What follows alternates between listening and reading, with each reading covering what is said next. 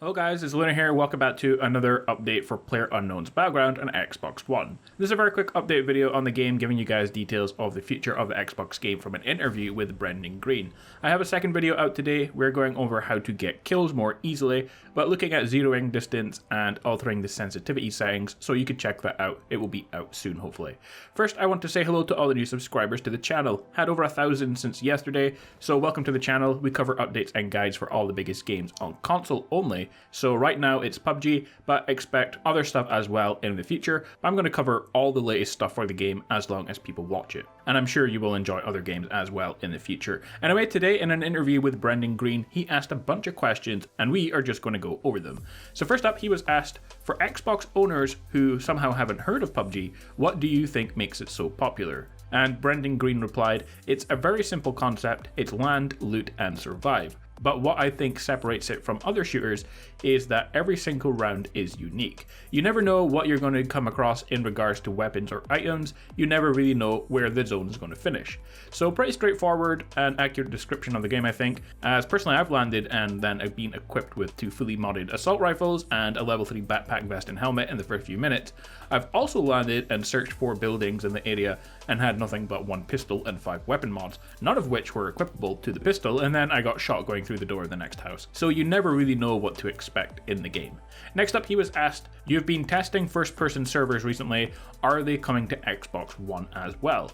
He says, hopefully in the future, but at launch we don't have them. We'll only have third-person servers just because we want to focus on getting the game stable, getting the server system stable. We still want to add first-person servers to the Xbox, of course, but right now we kind of want to focus on the build. So first-person servers are in the works, but I wouldn't expect to see them for several months as they are focusing on getting the game up to scratch before adding them. The next question is an important one, I think. Have you had to make any changes specifically for the fact players will be using Xbox controllers? Brendan Green said, the guys have been really great at getting the inventory and weapon system mapped to the controller. So much so that most people I've talked to say it feels really natural and they've done a really good job. Now of course we'll have to work with the community, and it's why we're doing game preview, as it allows us to work with real players and get their feedback on how the controls feels. So that's what Brendan Green had to say on the controllers.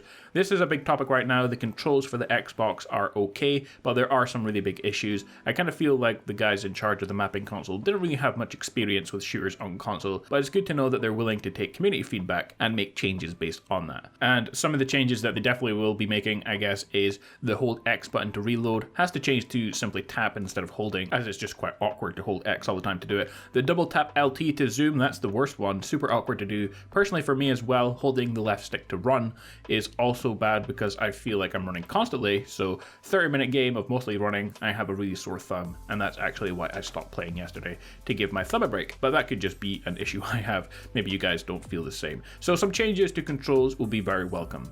Next question, PC players get updates all the time. Can Xbox One players expect the same kind of thing? And the answer was, yes, we see Xbox game preview very much like early access on Steam. So we're trying to evolve the game more with the feedback of the users. We want to push out as many updates as we can, but it's very difficult to do frequent updates when it comes to the console platform. So this, we are currently consulting with Xbox team on how to make this happen more quickly. So that's good news. I want to see updates out as much as they are on PC, like new updates at least once every week for the game. Next question, fans are understandably excited about the new maps. Will these be coming to Xbox One as well, around the same time as PC? We're going to be showcasing the new desert map on PC 1.0 version first, and it will eventually come to the Xbox version, but we have no timeline as to when that might happen. Next question, what other updates and changes do you have planned for the near future? Is there anything you really want to add?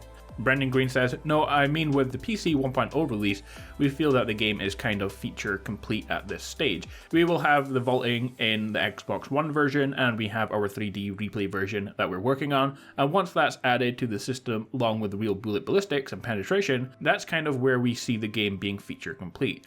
After that, we're not going to finish the game development. We see it as a kind of permanent beta, which will be improving, tuning and upgrading the game over the coming years. Next question was, do you have any really cool ideas that you'll like to include further down the road? Just some really obvious things like character leveling systems and stuff like that to give it a bit more depth to character systems. Apart from that, it's really just that we want to focus on optimizing and upgrading the game over the coming years. I've always looked at games like CSGO, which is on its 4th version, so I'm hoping that the next 5 to 10 years, Erangel will be on its 4th version, and we're constantly going back and improving and updating it. The final question was, one of the things you announced at Gamescom was a loot box style system for unlocking outfits. There was quite a fan backlash. How did this make you feel? And Brendan Green replied, I honestly feel that having a strong skin economy is really good for the game going forward. There are cosmetic items, it's an optional system. We really believe that in order to maintain the servers and give ourselves a revenue stream over the coming 5 to 10 years, where we plan to support PUBG, we need some kind of ongoing revenue stream. We feel that cosmetic loot boxes are the way to do this. So guys, some questions and answers about the game on Xbox One.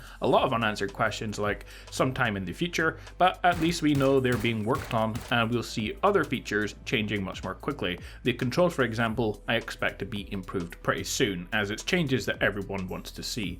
As for the desert map, I wouldn't expect that anytime soon as the current Xbox build is 4 or 5 months behind the PC build. Now it's not going to take as long to catch up as that, but it's still going to take a while before we see it. But I'm interested to know what you guys think about all this stuff in the comments below. And also I have a second video out, as I said, a little bit of a guide and tips and tricks on how to get more kills. So check that out later on when it's released. Anyway, as always, I hope you enjoyed today's video. Be sure to leave a like below, guys. The support's greatly appreciated on the channel, so that would be really awesome. Subscribe if you're new around for similar videos to this one, and I will catch you guys next time with a brand new video. Peace out.